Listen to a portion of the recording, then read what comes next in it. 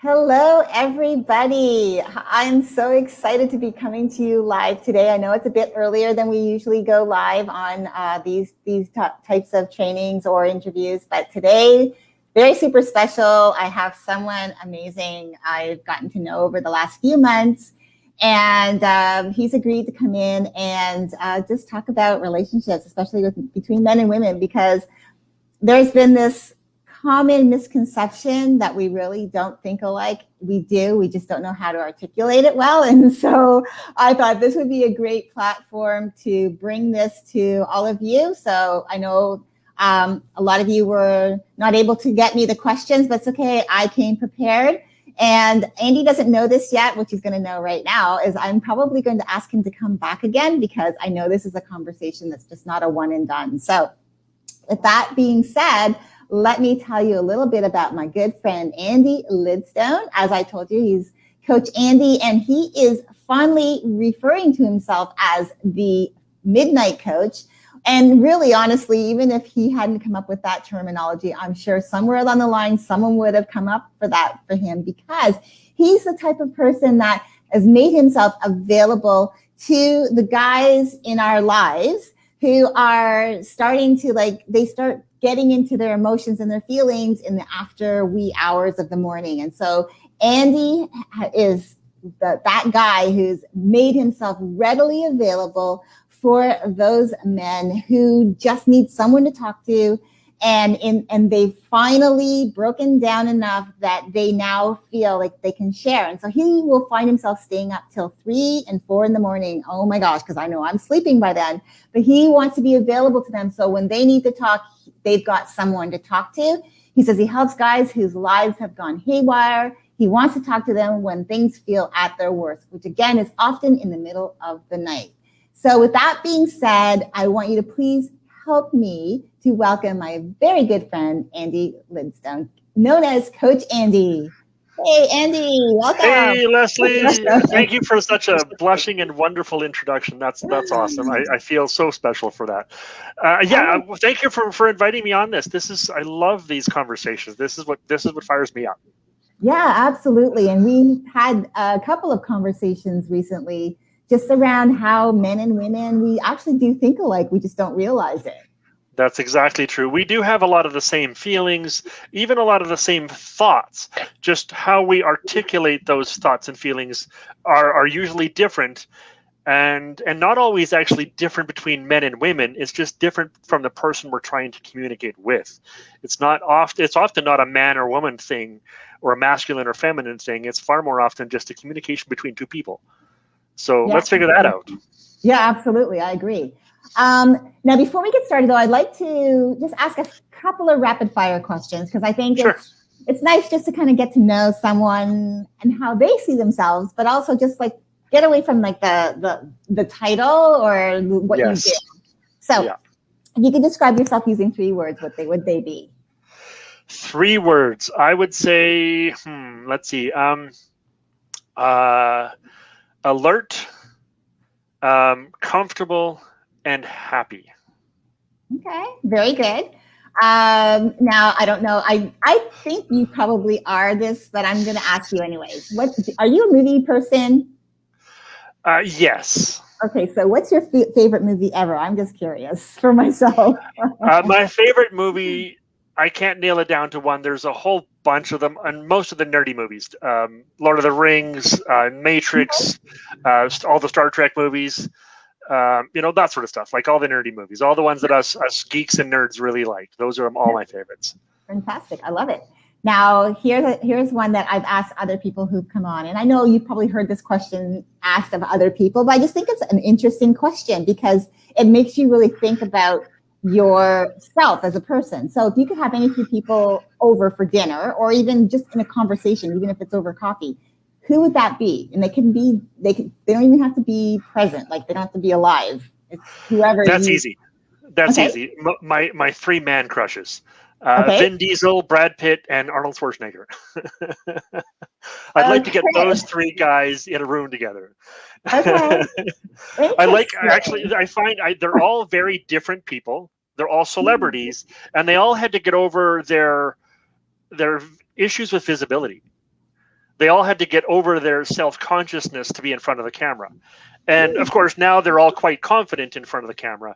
At one Mm-hmm. point, however, I remember each of them being very shy to get in front of people. Oh, And that's inspiring to me because they're very famous men. yeah, And they're absolutely. probably far too famous to meet with somebody as humble as I am. However, if I could, those are the three guys I'd want to have in the same room and just sit down and chat with them. The things that they've done are just amazing. Fantastic. Thank you. I'm actually going to now look them up a little bit more. I mean, I like them all as actors. It's been fun Yeah, watching them, but just to get to know them as people. Yeah. Okay. yeah. So what would you say has been your greatest accomplishment in your life? My greatest accomplishment in my life, honestly, is the ability to sit through a call with a guy who's trying to kill himself. Whoa. The just to be able to hold space, to allow him to process his emotions instead of telling him what he's supposed to feel.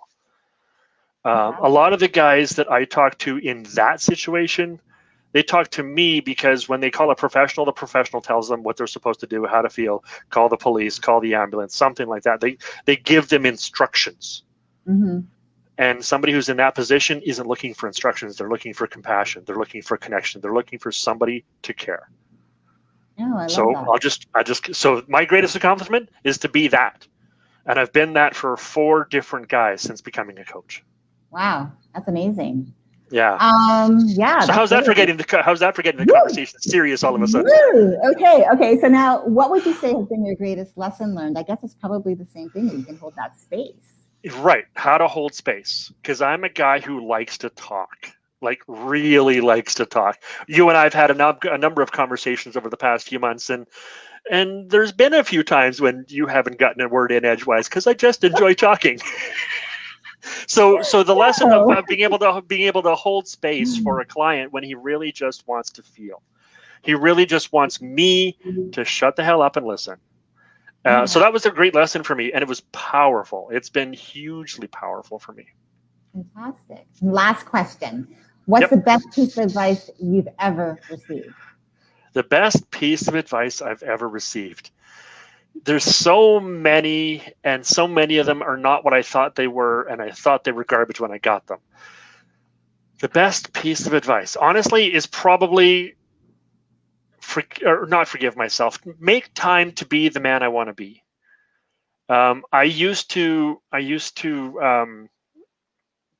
well, get upset at myself and pick on myself for staying up late at night, because I've always been the kind of guy who stays up late at night and who wants to stay up late at night, and I felt guilty for it, Mm-hmm. especially when I had a job and that sort of thing, and had to get up early in the morning. I still wanted to stay up late at night, and I used to get really angry or really frustrated and often depressed. I was depressed for often months or even years at a time for how often I wanted to just be me.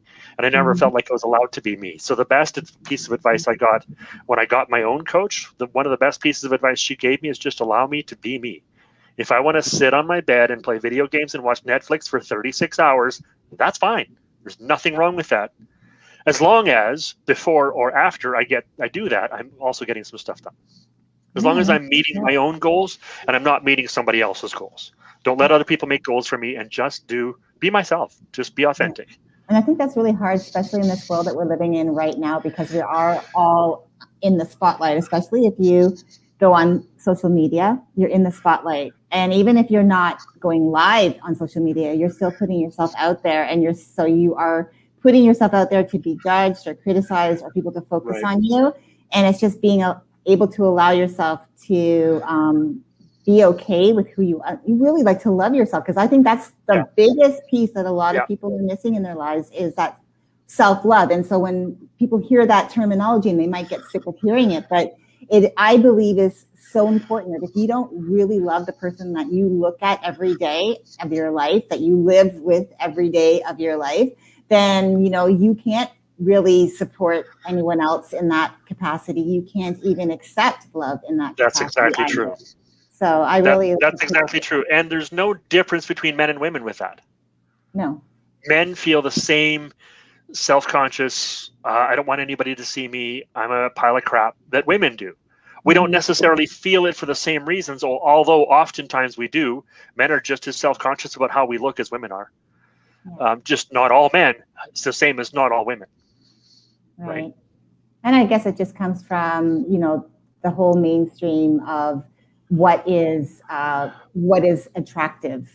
And it's not necessarily that it's the truth, but it's just what has been perceived as the best, the ideal. And I think that really gets a lot of people in a space where they're just not happy with how they look, how they sound, what they do, where they live, how much money they make or don't make. And so there's that whole thing where you beat yourself up. So I appreciate you taking time to answer this question, because I really think it's really nice just to get to know somebody from a personal perspective before we start talking about what you do, because I think what you do is really great. I feel like, there's just not enough men out there talking about their emotions and being open and vulnerable and okay with it, because I think mainstream society doesn't really necessarily support that. I mean, they're starting to come around, but I don't necessarily think always supported that. It's always been the man is the provider and the strong one, and he takes care of you. And so when a man shows emotion, if the woman isn't, especially, and I find if the woman isn't supportive of that, I think that's where a lot of men probably get tripped up too, and their emotions too, their feelings, because, I want you to support me to be vulnerable, but if you don't support me that way, then we can't have that kind of relationship, which I think is the healthiest relationship. I want my man to be able to feel comfortable to cry if he has to, or to be vulnerable with me and feel safe to do that. So I really appreciate that. Yes. And add to that, a lot of times women don't want their man to cry in front of them, or they don't want them to cry often. They don't want their man to feel weak or to show weakness, but they do want their man to have emotions, to share emotions, and to process emotions. See, one of the things that we used to do, and this problem of men not sharing their emotions, I believe is recent. Because listening to my grandfather's stories and stories about his parents, is they did share their emotions, just not with their families. Okay. They shared them at the pub. They shared them at work. They shared them at, they shared them with other guys. Guys relied on other men to share their emotions, to process things, and therefore they were able to go home and be the rock for their family. And when it came to the point where men were either more often at home because they were moved to the city and the men were home every night, women weren't able to process those emotions in the same way that men were for them, and there became this big difference in how men and women process.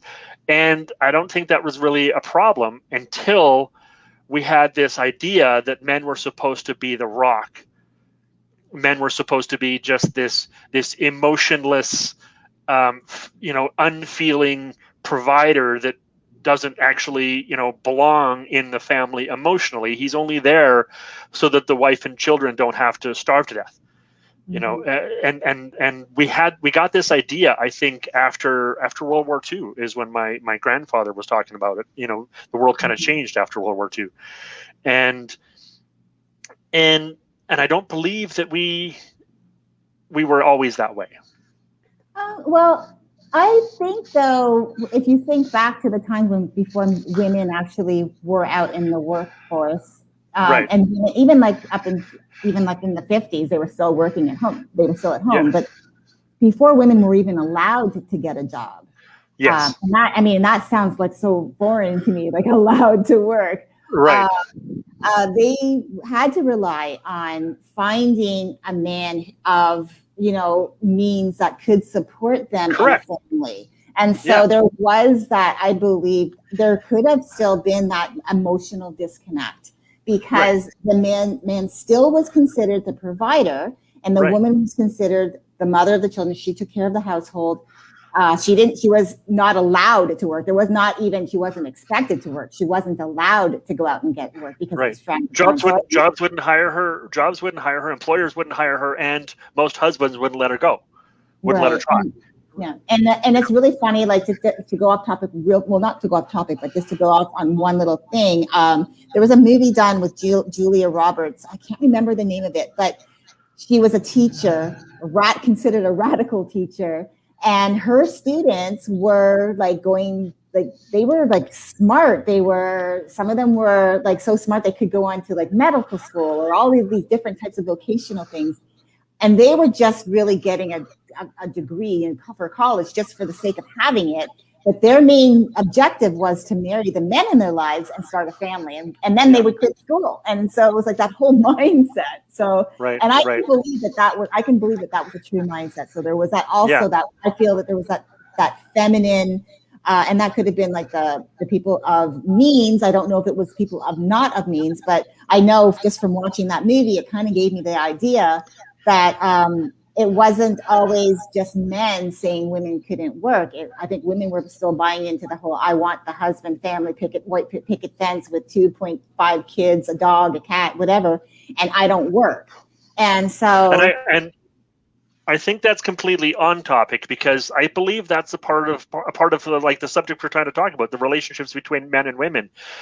There is a bunch of assumptions made on both sides of the fence about who men are supposed to be, who women are supposed to be, and that doesn't always come from the other side. Like sometimes, I read a research paper here a couple of years ago that said that something about the reason why women want a divorce is because they feel pressure to be the woman and stay home with the kids and and that sort of stuff.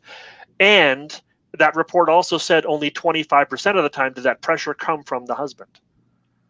25% of the time it came from their own upbringing, their own expectations, and then 50% of the time it came from outside forces outside of the family. So, it's not always just the opposite side putting those expectations in place. Sometimes it's ourselves, right? Oh, yeah, sometimes we got to deal with our own expectations. Absolutely. Well, I did get, so I got, someone asked me to ask a question of you. And so she had asked, in your male coach's opinion, what are the key differences between men and women when it comes to emotions and communication of emotions? So the key differences between men and women, in my opinion, are how we speak. We use different words. We talk about the same emotions, we feel them the same way, and we want to process them the same way. But as we were just talking about, men and women grew up with this expectation that men were supposed to work and women were supposed to stay home. And although we haven't been raised with that, still sometimes some people have. There's many people who are still raised that way, but not. There's more and more of us who haven't been raised that way. Society still has that expectation, and even now, like it's only been the past couple of years, 2-3 years maybe, and especially during 2020, when the gender roles and racial roles and religion roles were all being melded in advertising, in media. We were actually seeing commercials where families were mixed up, where roles were changed around, where it's only been really the last year or 2 or 3 years that's been actually happening in media. So even in the media, we still had this idea that men had to be strong and silent and women had to be the caregivers and the nurturers. That wasn't necessarily directly stay home with the kids or go out and work for the men, but it was indirectly that kind of personality. So what I'm seeing now in my clients is a lot of these guys are like, I'm not this guy. I wasn't raised to be this guy. I don't know how to be this guy that these women think that I am. I just want to talk like they talk, but they don't know how to hear my words. So the biggest difference isn't the emotions that we have or how we want to talk about them or that we want to talk about them. The biggest difference is the words we use. Wow. Guys. Very interesting. It's actually got my wheels spinning. Yeah. Well, that's exactly it. It really is. Like most of my guy clients would just like to talk to their wives and girlfriends the way their wives and girlfriends talk to each other and the way the guys talk to their buddies. They just want to sit down and have a human conversation that doesn't have all of this gender BS built in. They want to just have a conversation between two human beings and be able to relate. And guys do use different words when they're talking about their emotions. One of the things that I teach my clients is how to hear women's emotional words and how to use emotional words women will understand. And I love how you said the emotional word, you use emotional in there, because I had actually been thinking about how when men are articulating how they feel, they're using the words, but I don't feel like there's really an emotion attached to it in the way that they speak it. But I think when women are listening, they're listening with an emotional mindset instead of just listening first before they assign how they feel about it. And that is something that I know I have struggled with, is not allowing the words to evoke an emotion before I actually have a chance to think about what's being said. And and you're right. And it's just taking that, and I feel it's like just taking that time to really listen to what your partner is trying to tell you, because sometimes it can be hard sometimes to even, like you said, find the right words that your partner is going to resonate with enough that you're going to get your message across. And that they understand what you're trying to say, and they understand in a way so that when they respond, it's not coming from this place like they're upset by it or it hurts their feelings.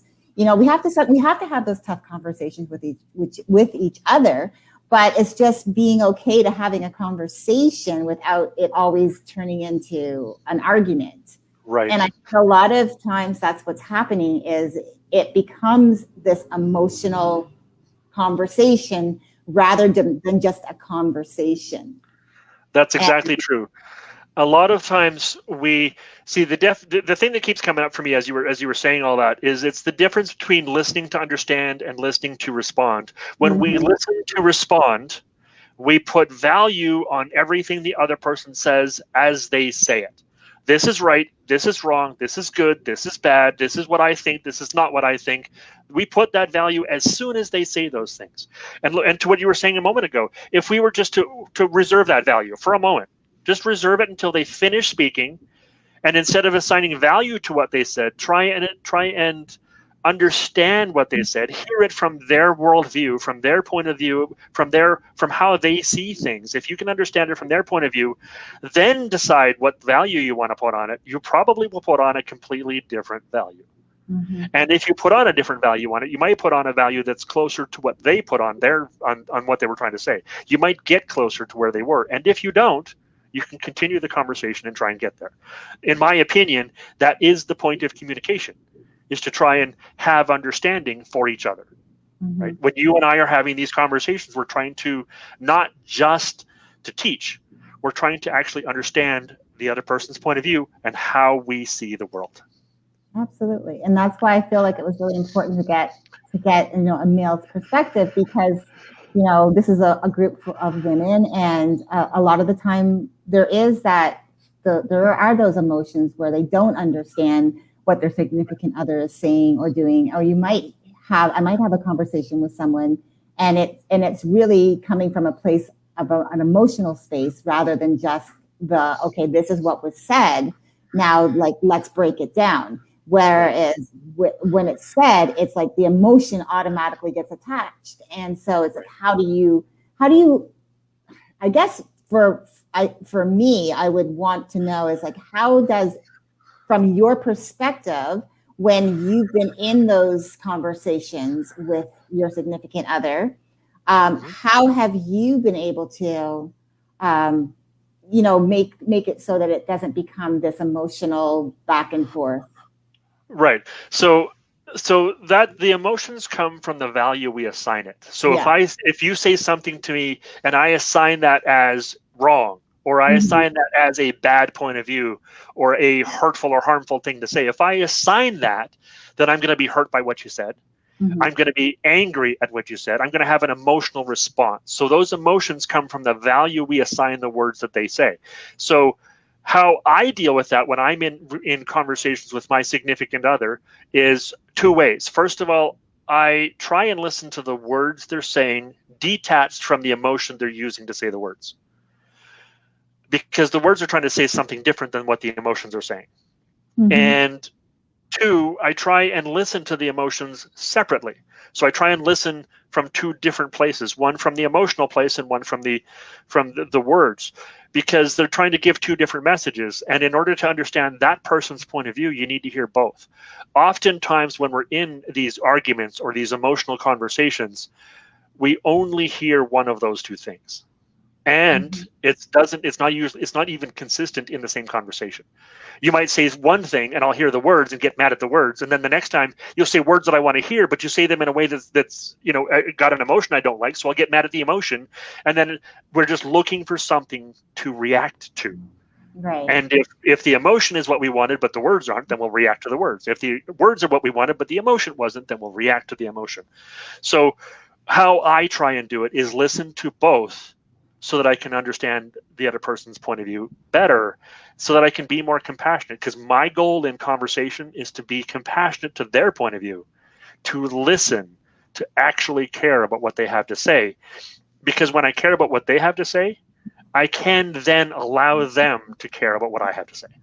No, that's great. No, and I appreciate that because I feel like because I know there's a couple of women in the group that have had those those issues with communication, and I know one of them has told me that she has often felt like sometimes things will be said and then feeling like the actions are different. For example, I would like to know what your thoughts are on this. If you were to tell, like, for example, say we were a couple and you had said to me you were going to call me at 9 o'clock on Sunday morning and I was expecting the call, but you didn't call me until noon. And then I got upset by that. Like, how would you think, like, how would you respond to that? Like, what would be your suggestion? And I guess it's really not even that question. I guess it's really what you just said is really kind of like releasing yourself from the expectation. And I think that's what it is, because I just actually answered my own question. I've been listening to some coaching recently, and one of them was talking about the expectations of our life, like the expectations we have of other people, how they show up in our world, the expectations that we have of ourselves and the things that we do. And one of the things I really resonated was when you have the expectation of someone else to do something, a lot of the time you'll be disappointed because you're expecting it to be exactly the way you want it. Right. And so what I loved was, and I actually even incorporated this into my own relationship, was instead of having it as an expectation, have it as an agreement, because a lot of people don't want to break their word. They would rather have an agreement with you. So rather than saying, I expect you to be available at 9 a.m. in the morning on Sunday when you say you're going to be available, but instead flipping it and saying, well, are you sure 9 a.m. is a good time? Do you think maybe let's have an agreement to talk around noon or something, or whatever that is? But switching it from expecting it to be a certain way, or if you can't call me at 9, I'll understand it. Let's just say we'll talk between 9 and whatever, make that an agreement. Because I think what happens, like I was saying, is that we put our own expectations of what something's supposed to be. And we think that it has to only be that way, and we're disappointed. And so then the whole emotional part comes in, because I've actually worked with someone like that, and it's the expectation of this didn't show up that way, and now everything is wrong. Right. And so it's like stepping back from that. Yeah, that's exactly true. As a matter of fact, I dealt with that in my marriage. I've been separated now for 5 years, and while I was together with her for nearly 20 years, there was a lot of times when one or the other of us would have an expectation of how we thought things should turn out, how we thought things should go. An example from her point of view, I would bring her a coffee every morning, because she worked 2 or 3 blocks from the house and I would work shift work. So if I was, working an evening shift, I'd bring her a coffee in the morning.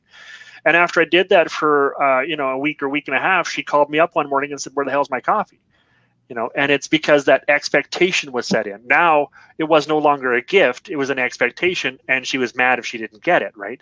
So that's an expectation that was disappointed, that honestly I was trying to do as a gift and turned out to be the wrong way. Another expectation from my point of view is I expected her to know how to receive my emotions. because I've always been a guy who wants to express my emotions, which is why I easily discover other guys who want to express their emotions because I know what it looks like. Because she was still raised with this idea that men don't talk about their emotions. She didn't even know when I was trying to tell her my emotions. She didn't even know what that looked like. So what I expected her to do was to listen to my emotions, and all she heard was the parts that triggered her. You know, whatever the words or the emotions, whatever part triggered her, that's the part that she listened to. So I didn't have a way to communicate what I wanted to communicate with her, and I didn't have a way to listen to what she wanted from me. And both of those two things, I went to live with her for about 6 months. I guess what was maybe 2 years ago now, to support her with something. And we're definitely still need to be exes. You know, we weren't sleeping together. I was kind of sharing space with her. I was sleeping in a separate bedroom just to support her in something she was trying to do. And even though we clearly can't be together, like there's very big differences in our values, and we didn't know that before. Even though there's still plenty of opportunity for argument and plenty of opportunity to be triggered by each other and all these wonderful, horrible memories that we have together, because of the work that each of us have done, we were able to communicate effectively without triggering some of those negative emotions. Or if those emotions were triggered, we would understand that we caused the trigger, and therefore, like that I caused my own triggers and she caused her own triggers, and therefore go do something to take care of ourselves, right? Wow. Go do something to self-care. And that made our communication both wonderful and gratefully rare, because we're not compatible, so we didn't talk much. Okay. Right. So it was a great experience in showing me how positive communication can really change a very toxic and horrible relationship. Like by the time she left, it was bad, and yet I was able to live with her for half a year and have, you know, reasonably cordial conversations, reasonably, you know, respectful conversations. Yeah, no, and I love that. And somebody just posted in the group. Hi, Lynn. Thank you. So she was saying great observations, and I love that because it's getting. That's why I wanted this conversation, because I feel like I've gotten to know you over the last few months, and we've just had some really fantastic conversations. And I feel like it's so important that we learn to talk to each other in a way that is. And it's not so much that it's respectful, but it's actually just being able to talk to each other. That if we're going to talk to our friends, you know, supporting our friends, and we marry each other and we get into these relationships, then if we're going to have these relationships with our friends where we honor them and we nurture them and we care for them and we do anything for them, then we should be doing the same thing for our romantic relationships, where we will hold that space for that person to just feel how they feel, to say what they need to say, and not put any judgment or criticism on it, and just allow them to be heard. It's really important. And so, I really thank you for that. One thing I did want to ask you, because we had this conversation on our coaches group. So for those of you who don't know, Andy started this group for coaches where we support each other and we talk every week. And so one of the conversations we had was about how men process, like, whether it's going through something that they're going through and they're trying to figure it out, or it's an idea or whatever. I'll just give you a little backstory for me. I've been married for 25 years, and my husband is exactly this man. He will, 4 months, go through something in his head. He won't write things down necessarily. He won't be sharing them with me necessarily either. But all of a sudden, it will be like information overload, and he'll just like blah, all of it at one time. And he will, his expectation, I feel, it had been an expectation, was that I was to be agreeable to everything, because he'd worked everything out in his head, but he'd spent months doing it. And then it was only allowing me a few minutes to process it. So I just wanted to have this conversation with you, your thoughts on that, because we were kind of touching on it, but I feel like, just from my own personal experience that, and I've had this conversation with him, is that I feel like I love the fact that you're doing these things, and I love that you are working these things out, but I also need that time now to process. And so, what is your thoughts? Like, if you had any experience with that? Yes, my entire life has been that experience. And actually on both sides of the fence. There have been plenty of times when I would process the hell out of stuff for, like you say, months, and then I would just come to my wife with a solution. And I would expect her to be gratefully happy for this solution that I saved her from having to solve.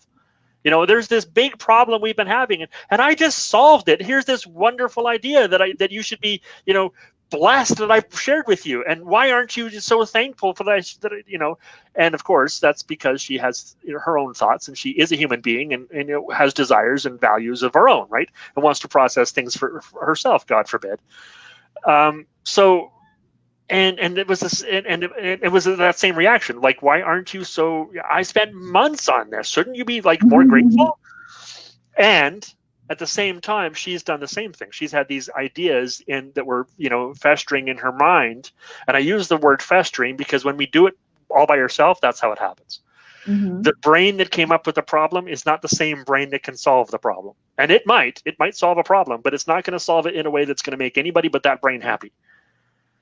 Right. So when she was festering in her mind with her own problems, the same way I festered in my mind, she would come up with a solution and again expect me to be extremely grateful. And a lot of our arguments were about those same two scenarios. Why am I not grateful for the solutions that she brought up, and why am she not grateful for the solutions I brought up? And this is where we eventually decided we have just hugely different values, because the solutions that she brought were not something I even would consider, and the solutions I brought were the same for her. She not even things that she would consider, just because of our very different backgrounds and our very different values. So how I solve that, what I do with that is I do process. And so I'll come up with an idea, I'll come up with a problem, and then I'll process it for a little bit, maybe a day or a few days, or maybe even a week. And then I will share that with my partner and say, I am intending to solve this problem. My brain is in the process of, crunching these numbers. And here is it for you to also crunch. And I'd like to, on occasion, sit down and talk about this problem, to share our ideas and to process what we're thinking about. And I say on occasion because one of the mistakes that we made when we tried to solve problems is talk about them every minute of every hour of every day, and it gets old very, very fast. So we both do need that individual processing time, and it can be shared individual time. I can share the idea with you.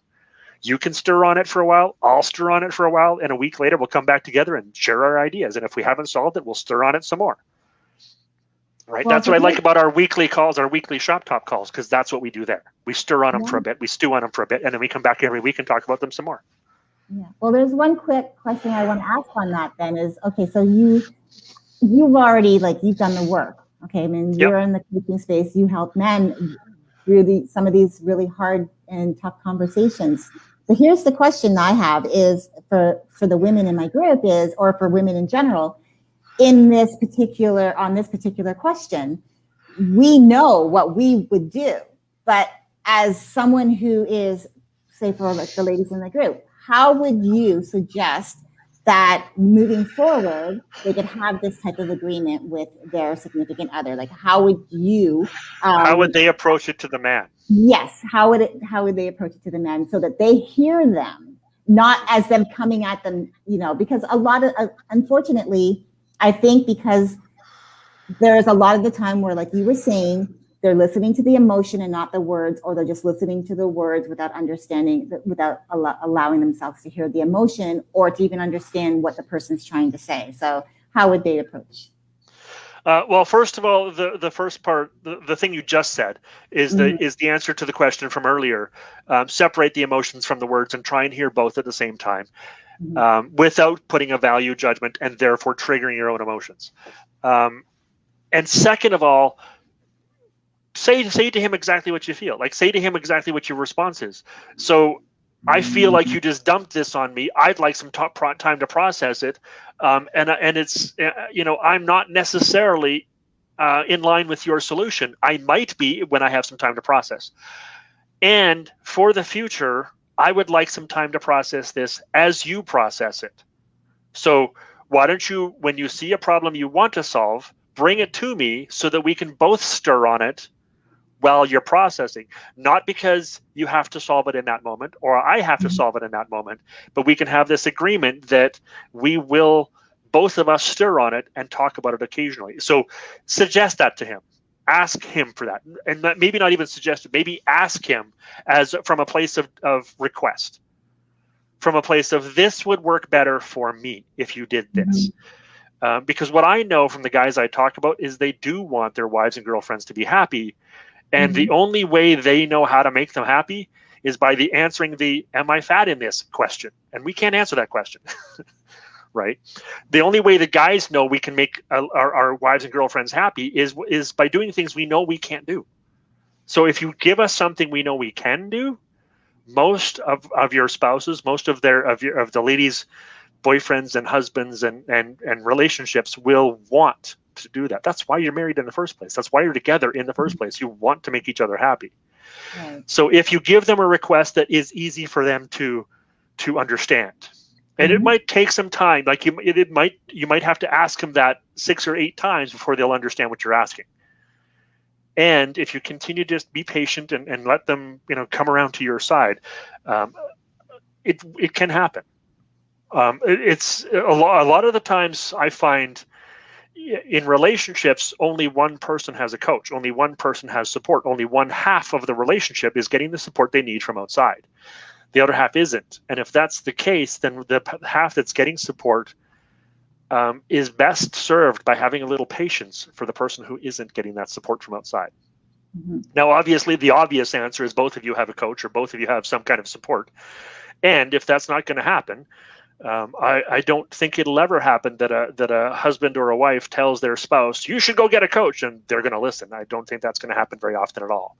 However, if they see you changing your life for the better and being more compassionate to them and making, more reasonable requests instead of demands or expectations, then they'll want a piece of that.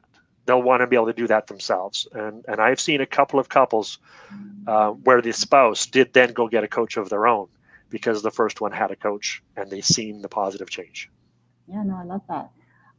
So we have a couple of things here. So time exposes abundance and deficits. So the willingness to work through them, whether together or apart, is important if we are to grow into empathetic and non-judgmental people. Yeah, yes. I love that. That's true. So now we have a question. The question is, what are some questions that can be asked to begin a pattern that creates a safe space to learn each other's way of processing? I think you just answered that question, is just the timing and. Yeah, it's how you ask the question. It's not so much what the question is, because you can ask virtually any question.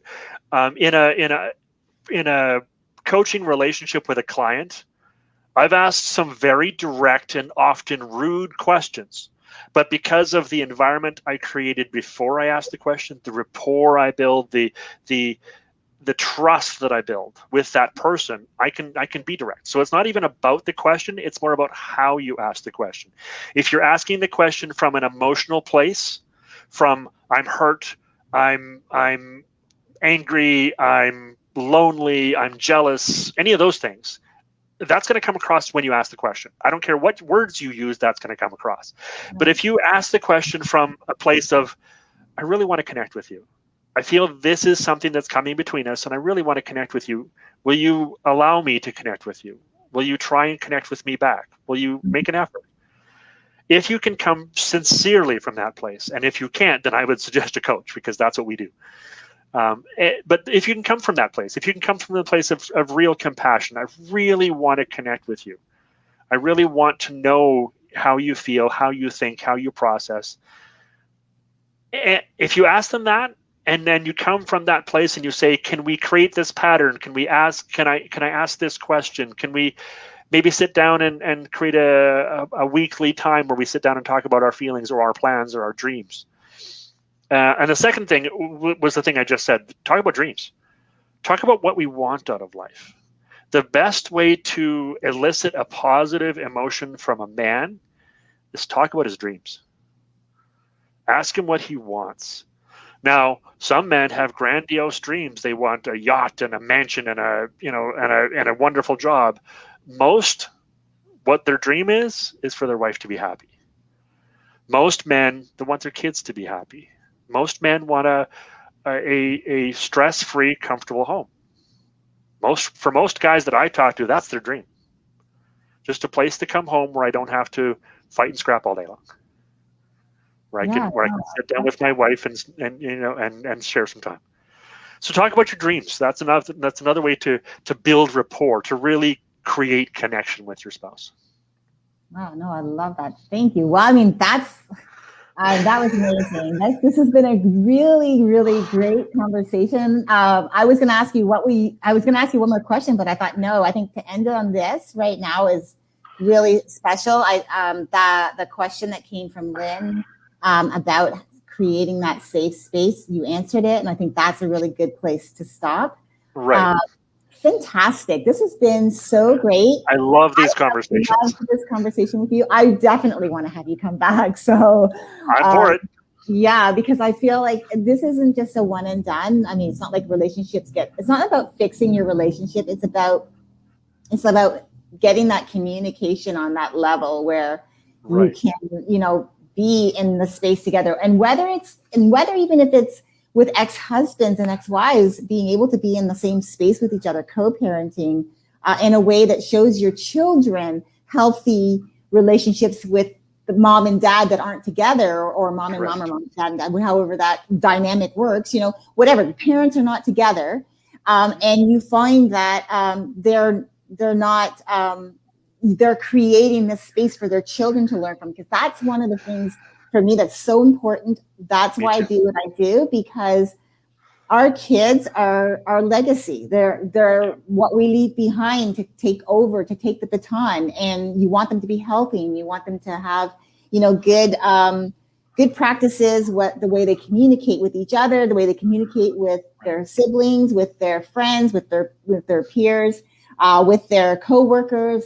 If they're business owners, it really does make a difference in how the children see what is going on at home with the parents. And if they can have those healthy relationships, whether they're together or not, it makes a big difference, because it takes a lot of pressure off of kids, especially because kids are sponges and don't have the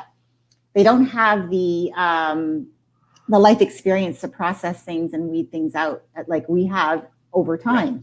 Right. So I really appreciate that you did this. Thank you. I think one of the conversations we should have in the future is about exes and how do you handle co-parenting with an ex, because that's a hot topic right there. Yeah, we can talk for weeks on that one. Absolutely. But yeah, that's exactly it. It's really, I love these conversations. There's so much to unpack here. There's way more things. And hopefully this is helpful to your audience as well. Hopefully this has been grateful for them. That's been helpful to them. That's what I'm here for. Let's help. Absolutely. I thank you so much. Well, it's been a pleasure having you, ladies. I hope that you enjoyed this. I will have Andy come back again, I promise. And so because I will be doing that, make sure that if you have any questions you want to ask, I will make sure I put a poll in there for you to answer and put questions together, and then I will reach out to you. Andy, don't go anywhere. I'm just going to end the broadcast. But ladies, this has been probably by far one of my most favorite interviews, because I love talking about this stuff. Really just lights me up. Yeah. Me too. Okay.